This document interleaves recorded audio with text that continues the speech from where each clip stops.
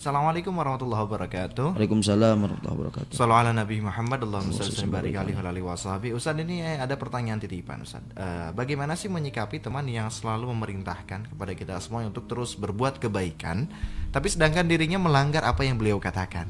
Sedangkan ketika diingatkan malah nyolot Ustaz, malah marah dan tidak menerima. Ini bagaimana Ustaz? Menyikapi orang yang seperti ini. Ya, bismillahirrahmanirrahim. Memerintahkan kepada kebaikan ketika kita punya teman itu bagus loh ya.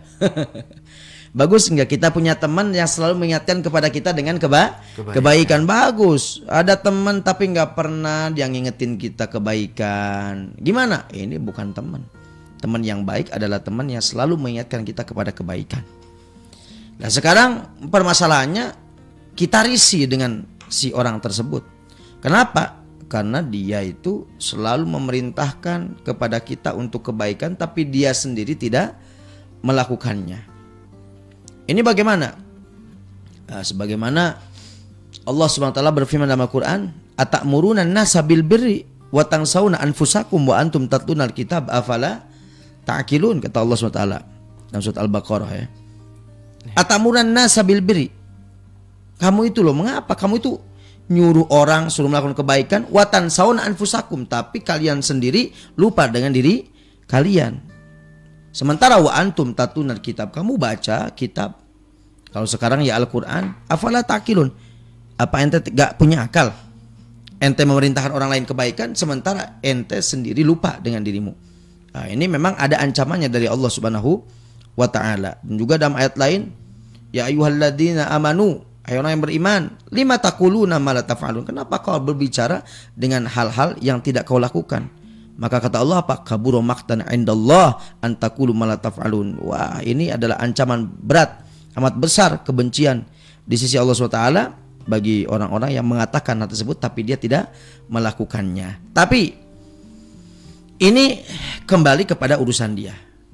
Ada teman selalu mengajak kebaikan, bagus, lalu dia tidak melakukannya, kita ingatkan dengan ayat ini, ente itu tahu enggak ini ayatnya begini-begini, lalu dia tidak mengurus, itu urusan dia. Yang penting kita ambil sisi baiknya, kita selalu diingatkan. Lalu sekarang masalah lagi, bagaimana kalau kita ini mau mengingatkan orang lain kebaikan tapi kita sendiri belum melakukan, sehingga saya khawatir dengan ayat tadi yang saya bacakan.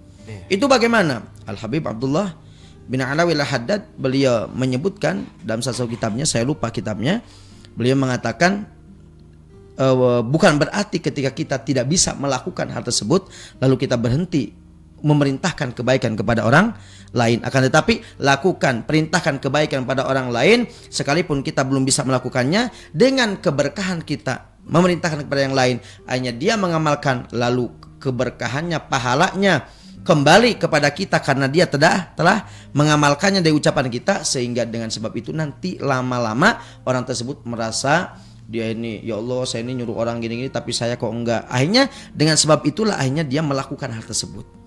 Jadi kalau misalnya kita nunggu, ya saya mau dakwah itu kok saya sendiri masih gini, terus kapan mau dakwahnya? Sudah dakwah itu kewajiban kita untuk mengamalkan apa yang kita sampaikan, itu urusan ente dengan Allah SWT. Tapi ya dengan sebab itu nanti, dengan sebab merintah itu, sering dakwah itu tadi, akhirnya orang tersebut ke bawah begitu, sehingga akhirnya dia menjadi orang yang bisa melakukan apa yang dia ucapkan sedikit demi sedikit. Jadi intinya bagaimana kalau ada orang melakukan hal tersebut dan kita merasa risih, kenapa kita merasa risih dengan orang yang mengingatkan kepada kita kebaikan tapi dia nggak melakukan, itu urusan dia dengan Allah. Justru kita ingatkan kepada dia kembali, kamu itu suka mengingetin saya, terima kasih kamu udah ngingetin saya, tapi kamu tahu nggak, saya ingetin lagi bahwa Allah SWT mengancam orang yang memerintahkan tapi tidak mengamalkannya. Terus dia bilang apa? Itu mah urusan saya. Ya sudah, itu urusanmu, dan kita tidak bisa maksa orang lain supaya mengamalkan apa yang diucapkan, nggak bisa. Ya sudah, yang penting kita nikmati saja, bersyukur kepada Allah ada orang yang mengingatkan kepada saya kebaikan walaupun dia tidak mengamalkannya, tidak melakukannya. Itu urusan dia pribadi dengan Allah SWT. Wallahu a'lam bishawab.